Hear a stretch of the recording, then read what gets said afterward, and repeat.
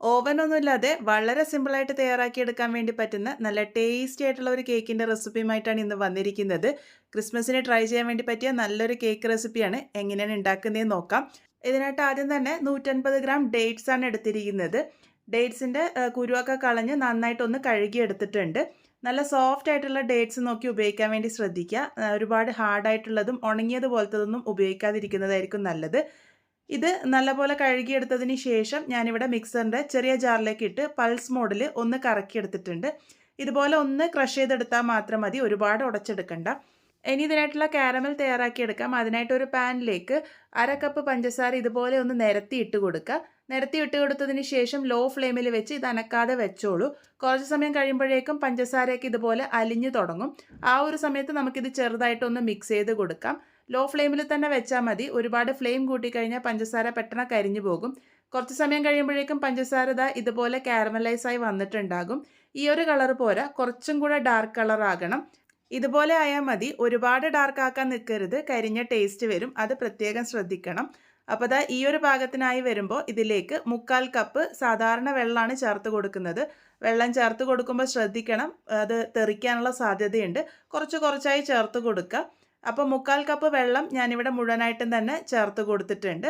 അതിനുശേഷം ഇത് മെല്ലെ ഇളക്കി കൊടുക്കുക. ഇപ്പോൾ അത് കട്ട കെട്ടിയ പോലെ ഇരിക്കും, അത് കുഴപ്പമില്ല. കുറച്ച് സമയം കഴിയുമ്പോഴേക്കും അതെല്ലാം കൂടെ നന്നായിട്ട് അലിഞ്ഞ് യോജിച്ച് വന്നോളും. മിക്സ് ചെയ്ത് കൊടുത്താൽ മതി. അപ്പോൾ ഈ ഒരു രീതിക്ക് ഞാനിവിടെ മീഡിയം ഫ്ലെയിമിൽ വെച്ച് ഒന്ന് മിക്സ് ചെയ്തെടുക്കുന്നുണ്ട്. കുറച്ച് സമയം കഴിയുമ്പോഴേക്കും ആ ഒരു കട്ടകളൊക്കെ അലിഞ്ഞ് ഇതുപോലെ നന്നായിട്ട് യോജിച്ച് വരും.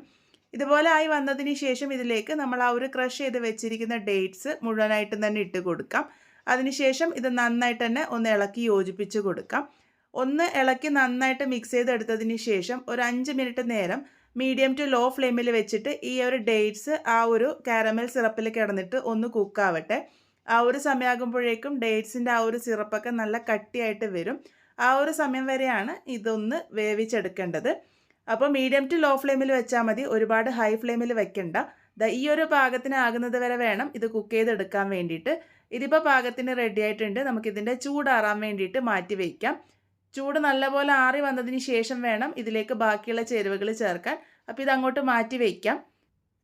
ഇനിയുടെ മിക്സറിൻ്റെ ജാറിലേക്ക് 2 മുട്ട പൊട്ടിച്ചൊഴിക്കാം. മുട്ട റൂം ടെമ്പറേച്ചറിലായിരിക്കാൻ വേണ്ടി ശ്രദ്ധിക്കണം. അതുപോലെ തന്നെ നമ്മളെടുക്കുന്ന ജാറിൽ വെള്ളപ്പറ്റൊന്നും ഇല്ലാന്ന് ഒന്ന് ശ്രദ്ധിക്കണം. അപ്പോൾ ഇനി ഇതിലേക്ക് 1/2 ടീസ്പൂൺ വാനില എസൻസും കൂടെ ചേർത്തിട്ടുണ്ട്.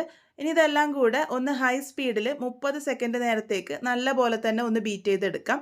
ഇപ്പോൾ ഇത് ബീറ്റ് ചെയ്തെടുത്തിട്ടുണ്ട്. അതിനുശേഷം ഇതിലേക്ക് 1/4 കപ്പ് പഞ്ചസാര ചേർത്ത് കൊടുക്കാം.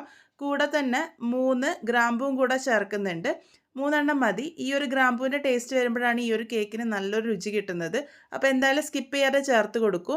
വീണ്ടും 30 സെക്കൻഡ് നേരത്തേക്ക് ഹൈ സ്പീഡിൽ തന്നെ നല്ലപോലെ ബീറ്റ് ചെയ്തെടുത്തിട്ടുണ്ട്. അതിനുശേഷം ഇതിലേക്ക് 1/2 കപ്പ് റിഫൈൻഡ് ഓയിൽ ചേർത്ത് കൊടുക്കാം.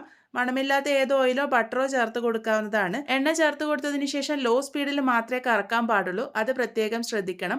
ഒന്ന് മിക്സ് ചെയ്തെടുത്തിട്ടുണ്ട്. ഇനി ഇതിലേക്ക് 1 കപ്പ് മൈദ ചേർത്ത് കൊടുക്കുന്നുണ്ട്. കൂടെ തന്നെ 1 ടീസ്പൂൺ ബേക്കിംഗ് പൗഡറും അതുപോലെ തന്നെ 1/4 ടീസ്പൂൺ ബേക്കിംഗ് സോഡയും ചേർത്തിട്ടുണ്ട്. ഇനി ഇതിലേക്ക് 1 നുള്ള് ഉപ്പും കൂടെ ചേർത്ത് കൊടുക്കാം. ഒരുപാടൊന്നും ആവശ്യമില്ല, 1 നുള്ള് മാത്രമേ ആവശ്യമുള്ളൂ. ഇനി ഇതെല്ലാം കൂടെ വീണ്ടും ലോ സ്പീഡിൽ ഒന്ന് കറക്കിയെടുത്തിട്ടുണ്ട്. ഇതിൽ വെള്ളമോ പാലോ ഒന്നും ചേർക്കരുത്. ഈ ഒരു രീതിക്ക് കട്ടിയായിട്ടാണ് ഉണ്ടാകുക. ഇതുപോലെ അരച്ചെടുക്കാൻ ബുദ്ധിമുട്ടുണ്ടെന്നുണ്ടെങ്കിൽ പൊടികൾ മിക്സറിൻ്റെ ജാറിൽ ഇടാതെയും തയ്യാറാക്കി എടുക്കാവുന്നതാണ്. അത് ഞാൻ പറഞ്ഞു തരാം. ഇപ്പോൾ ഡേറ്റ്സ് സിറപ്പ് നല്ല പോലെ തന്നെ ചൂടൊക്കെ ആറി വന്നിട്ടുണ്ട്. ഈ ഒരു പാകത്തിന് കട്ടിയായിട്ടാണ് ഈ ഒരു സമയത്ത് ഉണ്ടാകുക. ഇനി ഇതിലേക്ക് നമ്മൾ ആ ഒരു അരച്ച് വെച്ചിരിക്കുന്ന കൂട്ട് മുഴുവനായിട്ടും തന്നെ ഒഴിച്ചു കൊടുക്കാം. നിങ്ങൾ നേരത്തെ പറഞ്ഞതുപോലെ പൊടികൾ ചേർക്കേണ്ടെന്നുണ്ടെങ്കിൽ നമ്മൾ ആ ഒരു മുട്ടയും പഞ്ചസാരയൊക്കെ അടിച്ചെടുത്തത് ചേർത്ത് കൊടുക്കുക. ബാക്കിയുള്ള ആ ഒരു മൈദ, ബേക്കിംഗ് പൗഡർ, ബേക്കിംഗ് സോഡയൊക്കെ അരിച്ച് ചേർത്ത് കൊടുത്താലും മതിയാകും ഈ ഒരു കൂട്ടിലേക്ക്. അപ്പോഴും നമുക്ക് ആ ഒരു അരച്ചെടുക്കുന്ന ബുദ്ധിമുട്ട് നിങ്ങൾക്ക് വരുന്നുണ്ടെങ്കിൽ അത് ഒഴിവാക്കാം. ഇതുപോലെ കട്ടിങ് ആൻഡ് ഫോൾഡിങ് മെത്തേഡിൽ ചെറുതായിട്ടൊന്ന് മിക്സ് ചെയ്തെടുക്കാം. ഒരുപാട് ഓവർ ബീറ്റ് ചെയ്യാതിരിക്കാൻ വേണ്ടി ശ്രദ്ധിക്കുക. ഇനി ഇതിലേക്ക് കുറച്ച് ക്രഷ് ചെയ്തിരിക്കുന്ന അണ്ടിപ്പരിപ്പും കൂടെ ചേർത്ത് കൊടുത്തിട്ടുണ്ട്. ഞാൻ ചെറുതായിട്ട് നുറുക്കിയിട്ടാണ് ചേർത്ത് കൊടുത്തിരിക്കുന്നത്. നിങ്ങൾക്ക് വലിയ വലിയ കഷ്ണങ്ങളായിട്ട് വേണമെങ്കിൽ ആ ഒരു രീതിക്കും ചേർത്ത് കൊടുക്കാം. വീണ്ടും കട്ടിങ് ആൻഡ് ഫോൾഡിങ് മെത്തേഡിൽ ഒന്ന് ചെറുതായിട്ട് മിക്സ് ചെയ്തെടുത്തിട്ടുണ്ട്. ഇതുപോലെ നന്നായിട്ട് മിക്സ് ചെയ്തെടുക്കാൻ വേണ്ടി ശ്രദ്ധിക്കുക. ഈ ഒരു രീതിക്കാണ് കൂട്ടുണ്ടാകുക. ഇനി ഇത് ബേക്ക് ചെയ്തെടുക്കാം. ഞാനിതുപോലെ സ്ക്വയർ ആയിട്ടുള്ള പാത്രമാണ് എടുത്തിരിക്കുന്നത്. ഏകദേശം 7 ഇഞ്ചാണ് ഇതിൻ്റെ വലുപ്പം ഉണ്ടാകുക. നിങ്ങൾക്ക് റൗണ്ട് ഉള്ളത് വേണമെങ്കിൽ ഉപയോഗിക്കാവുന്നതാണ്. നല്ല പോലെ തന്നെ എണ്ണ തടവി കൊടുക്കുക. അതിനുശേഷം ഇതിലേക്ക് ബട്ടർ പേപ്പർ വെച്ച് കൊടുക്കുന്നുണ്ട്. ഈ ഒരു കേക്ക് ഒരല്പം കൂടുതൽ സമയം ബേക്ക് ചെയ്യേണ്ടതായതുകൊണ്ട് തന്നെ ബട്ടർ പേപ്പർ വെച്ച് കൊടുക്കുന്നത് നല്ലതായിരിക്കും. ഇതിൻ്റെ അരികുകളിലും ശരിക്കും പറഞ്ഞാൽ ബട്ടർ പേപ്പർ വെക്കുന്നത് നല്ലതായിരിക്കും. ഞാനിപ്പോൾ ഇവിടെ അരികിൽ വെച്ചിട്ടില്ല. ഇനി നമ്മൾ തയ്യാറാക്കി വെച്ചിരിക്കുന്ന കൂട്ട് ഞാൻ ഇതിലേക്ക് മുഴുവനായിട്ടും തന്നെ ഒഴിച്ചു കൊടുക്കുന്നുണ്ട്. കേക്ക് ബാറ്ററിൻ്റെ കൺസിസ്റ്റൻസി നിങ്ങൾക്കിപ്പോൾ മനസ്സിലാകുന്നുണ്ടാകും. ഈ ഒരു പാകത്തിനാണ് വേണ്ടത്. ഒരുപാട് ലൂസായിട്ടല്ല വേണ്ടത്, ഒരല്പം കട്ടിയായിട്ട് തന്നെയാണ് വേണ്ടത്. ഇനി ഇതിൽ എയർ ബബിൾസ് ഒക്കെ മാറ്റാൻ വേണ്ടിയിട്ട് ഇതുപോലെ ടൂത്ത് പിക്കോ സ്ക്വയറോ ഉപയോഗിച്ച് ഒന്ന് ഇതുപോലെ ചെയ്തെടുത്തതിന് ശേഷം ഒരു 2-3 പ്രാവശ്യം നല്ല പോലെ തന്നെ ടാപ്പ് ചെയ്തെടുക്കാം. ആ ഒരു സമയമാകുമ്പോഴേക്കും എയർ ബബിൾസ് ഒക്കെ നല്ല പോലെ തന്നെ മാറിക്കിട്ടിക്കോളും. ഇനി ഇത് ബേക്ക് ചെയ്തെടുക്കാം. നമ്മൾ ഏത് ടിന്നിലാണോ ഒഴിക്കുന്നത് അതിൻ്റെ 1/4 ഭാഗത്തോളം മാത്രം കേക്ക് ബാറ്റർ ഒഴിക്കാൻ വേണ്ടി ശ്രദ്ധിക്കാം കേട്ടോ. അപ്പോൾ ഞാനിതുപോലെ അലുമിനിയം പാത്രത്തിലാണ് ഇത് തയ്യാറാക്കി എടുക്കാൻ വേണ്ടി പോകുന്നത്. ഒരല്പം വലിയ അലുമിനിയം പാത്രം എടുത്തിട്ടുണ്ട്. അതിലേക്ക് ഉപ്പും ഒരു സ്റ്റാൻഡും വെച്ച് ഹൈ ഫ്ലെയിമിൽ 5 മിനിറ്റ് നേരം നല്ല പോലെ തന്നെ ചൂടാക്കി എടുത്തിരിക്കുന്ന പാത്രമാണിത്. ആ ഒരു പാത്രത്തിലേക്ക് നമ്മൾ തയ്യാറാക്കി വെച്ചിരിക്കുന്ന കേക്ക് ടിൻ ഇറക്കി വെച്ച് കൊടുക്കാം.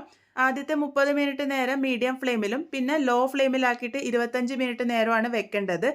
ഇത് ഈ ഒരു ഡേറ്റ്സ് കേക്ക് എന്ന് പറയുന്നത് നമ്മൾ സാധാരണ കേക്ക് പോലെയല്ല, കുറച്ചും കൂടെ ടൈം എടുത്ത് വേവിച്ചെടുക്കേണ്ടതാണ്. അതുകൊണ്ടാണ് ആദ്യത്തെ 30 മിനിറ്റ് മീഡിയം ഫ്ലെയിമിൽ വെച്ച് വേവിച്ചെടുത്തിരിക്കുന്നത്. അതിനുശേഷം ലോ ഫ്ലെയിമിൽ വെച്ച് 25 മിനിറ്റ് ആകുമ്പോഴേക്കും ഈ ഒരു കേക്ക് പാകത്തിന് റെഡിയായി കിട്ടും. ഇതിപ്പോൾ പാകത്തിന് റെഡി ആയിട്ടുണ്ട്. ഇതിൻ്റെ ചൂടാറാൻ വേണ്ടി മാറ്റി വയ്ക്കാം. ഇതുപോലൊരു ടവൽ ഒന്ന് കവർ ചെയ്ത് വെച്ചോളൂ. പുറമേ ഡ്രൈ ആകുന്നത് ഒഴിവാക്കാൻ വേണ്ടി പറ്റും. ഇപ്പോൾ ദാ ഇതിൻ്റെ ചൂട് നല്ലപോലെ ആറി വന്നിട്ടുണ്ട്. ചൂട് നല്ലപോലെ ആറി വന്നതിന് ശേഷം മാത്രം ഡീമോൾഡ് ചെയ്തെടുക്കുക.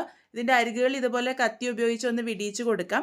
നമ്മൾ ഈ ഒരു അരികിലും ബട്ടർ പേപ്പർ വെക്കുന്നുണ്ടെങ്കിൽ ഈ ഒരു പ്രോസസ്സൊക്കെ നമുക്ക് ഈസി ആയിട്ട് ചെയ്തെടുക്കാൻ വേണ്ടി പറ്റും. ഇത് ഞാൻ നേരത്തെ പറഞ്ഞതുപോലെ കുറച്ച് സമയമെടുത്ത് കുക്ക് ചെയ്യുന്നതുകൊണ്ട് തന്നെ ആ ഒരു കേക്കിൻ്റെ അരികുകളിലൊക്കെ നല്ലപോലെ പറ്റി പിടിച്ച് നിൽക്കാനുള്ള സാധ്യതയുണ്ട്. അതുകൊണ്ട് ബട്ടർ പേപ്പർ വെച്ച് ലൈൻ ചെയ്യുന്നതായിരിക്കും ഒന്നും കൂടെ നല്ലത്.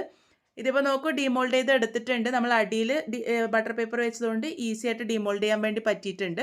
ഇനി ഇത് കട്ട് ചെയ്ത് സെർവ് ചെയ്യാം. കട്ട് ചെയ്യുമ്പോൾ തന്നെ നിങ്ങൾക്ക് മനസ്സിലാകുന്നുണ്ടാകും നല്ല സോഫ്റ്റ് ആയിട്ടുള്ള കേക്കാണ് നമുക്ക് കിട്ടിയിരിക്കുന്നത്.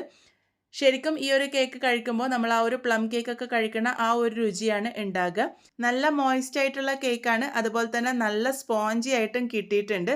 അത് നിങ്ങൾക്കിപ്പോൾ മുറിക്കുമ്പോൾ തന്നെ കാര്യം മനസ്സിലാകുന്നുണ്ടാകും. അപ്പോൾ വളരെ ടേസ്റ്റി ആയിട്ടുള്ള നമ്മളുടെ ഡേറ്റ്സ് കേക്ക് ഇവിടെ റെഡി ആയിട്ടുണ്ട്. നല്ല സോഫ്റ്റും സ്പോഞ്ചി ആയിട്ടുള്ള ഈ ഒരു കേക്ക് വളരെ സിമ്പിളായിട്ട് നമുക്ക് വീട്ടിൽ തന്നെ തയ്യാറാക്കിയെടുക്കാം. ശരിക്കും ബേക്കറിയിൽ നിന്നൊക്കെ കിട്ടുന്ന ആ ഒരു കേക്കിൻ്റെ രുചിയിൽ തന്നെയാണ് ഇത് ഉണ്ടാകുക.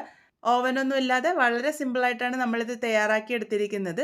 എന്തായാലും ട്രൈ ചെയ്ത് നോക്കൂ. ട്രൈ ചെയ്ത് ഫീഡ്ബാക്സ് ഒക്കെ പറയാൻ മറക്കരുത്. വീണ്ടും ഒരു നല്ല റെസിപ്പിയുമായി കാണാം.